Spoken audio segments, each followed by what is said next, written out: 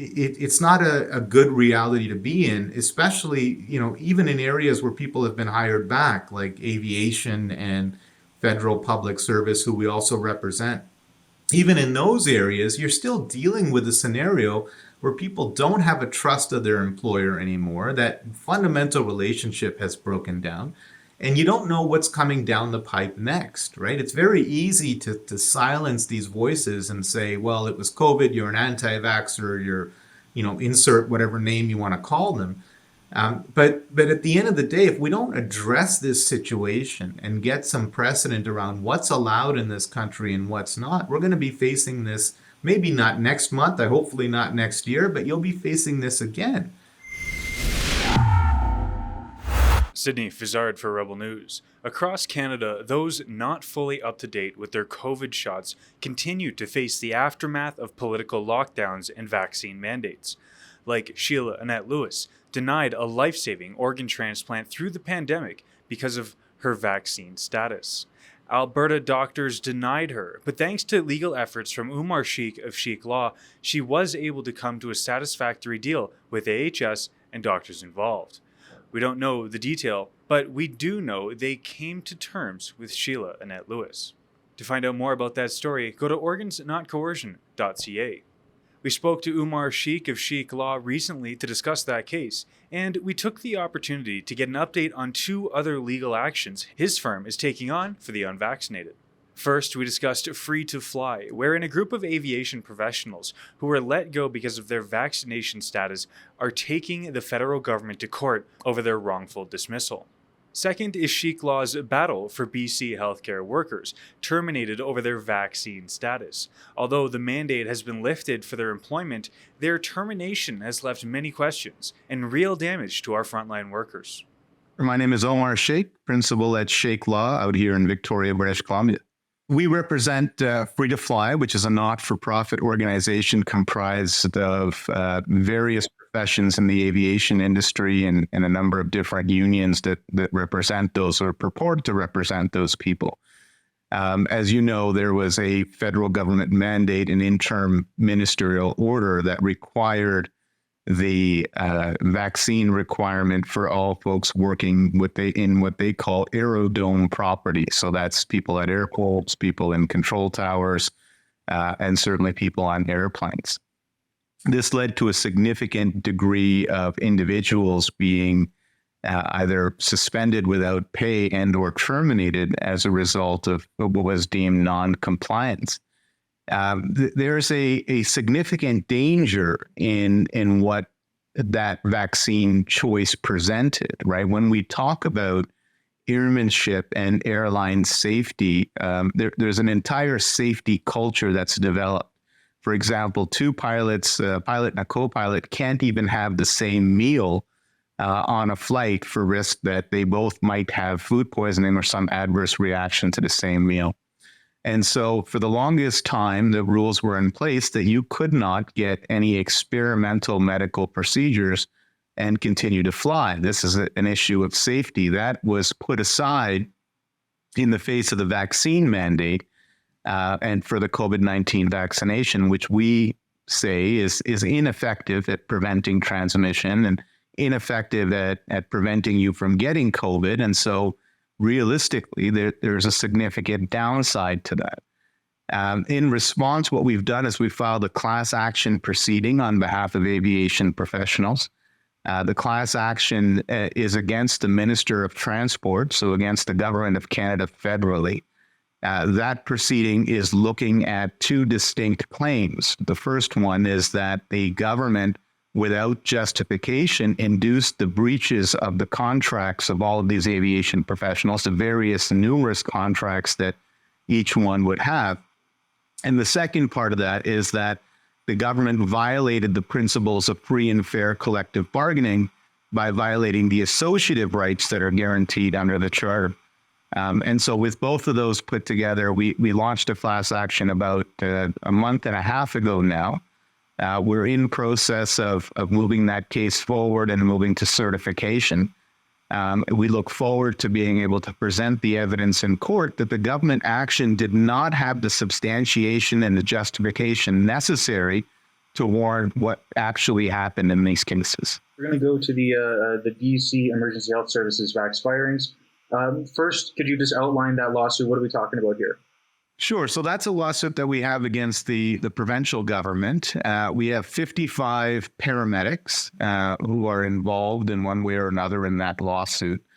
That's enough to staff 25 new ambulances on the street today. These are very experienced paramedics who have been on the job for some of them 30 years plus, who have been put out of work and terminated out here in British Columbia as a result of not receiving the vaccine. Now, it's important to note who we're talking about here. We're talking about the people that were first in the line to respond during COVID. We're talking about the people that you used to bang your pots and pans at 7 o'clock for. These folks are expertly trained in personal protection equipment, disease prevention, how to handle complicated cases. And so they've got a lot of background on how to do their jobs safely. They declined to get the vaccination and they were terminated from BC Ambulance Service. And as a result, we brought a lawsuit against the provincial health officer here in British Columbia, challenging the actions they've taken in breaching these employees' contracts. It's almost silly beyond belief. We have a healthcare system that runs at in British Columbia, for example, $180 million in overtime, and this was a figure from some years ago, but $180 million in overtime. Well, what does that tell you? That tells you don't have enough healthcare staff to begin with. If you cut even 1% of that workforce, you will cripple your own system. It's cutting off your nose to spite your face. That is exactly what's happened here. They cut almost 2% in certain areas of the healthcare workforce. We took ambulances off the road, and then we had news story after news story saying ambulances weren't responding in a timely manner. This is a direct result of government action, and we say it's without justification. Look, at the end of the day, if you have an ineffective product, if you're not making the change and difference that you think you're going to make, then is firing people and crippling the healthcare system the best thing to do? Common sense would say absolutely not. But if you have a massive ego, or if you think no matter what you're right, then perhaps it makes sense to you to do that. But the only people you're hurting is British Columbians, right? When we look at the opioid crisis that we're dealing with out here in British Columbia, and that the world is starting to deal with in 10 cities that are popping up everywhere. You have homelessness, you have despair, you have rising interest rates, you have a lack of staff, you have people that have been put out of work. All of these are a result of a series of decisions that have been made by the provincial or federal government. And so I think competence is desperately needed, and you need to step into these situations with a lens of how are we going to fix this? I would argue the first thing you do when you're dealing with a healthcare crisis is bring people back to work, get them back contributing into the healthcare setting. Unfortunately, this government, no matter what stage of the pandemic we're in, are not willing to do that. We have people whose pensions have been disrupted, people whose maternity leaves have been disrupted, people who have lost their jobs completely. It's not a good reality to be in, especially, even in areas where people have been hired back, like aviation and federal public service, who we also represent. Even in those areas, you're still dealing with a scenario where people don't have a trust of their employer anymore. That fundamental relationship has broken down, and you don't know what's coming down the pike next, right? It's very easy to silence these voices and say, well, it was COVID, you're an anti-vaxxer, you're, insert whatever name you want to call them. But at the end of the day, if we don't address this situation and get some precedent around what's allowed in this country and what's not, we're going to be facing this, maybe not next month, hopefully not next year, but you'll be facing this again, right? There's never been a time in reality that a citizen has ceded power to a sovereign, and that sovereign has turned around and given that power back, right? I mean, we're not dealing with the Magna Carta here in 1215. We're dealing with a reality that every time you give more power to government, they hang on to it. And so you've got to be able to push back if you really truly want to live in a free and fair society. I mean, there are a number of cases running throughout this country on varying different grounds of trying to challenge the legitimacy of a lot of these mandates. Now, you have to remember, It is the level of fear that people have been operating under, right? I mean, some of us remember washing our cereal boxes when you brought it home from the grocery store. Looking back on that now, it seems pretty insane, but that was certainly the common practice and the amount of fear people were in.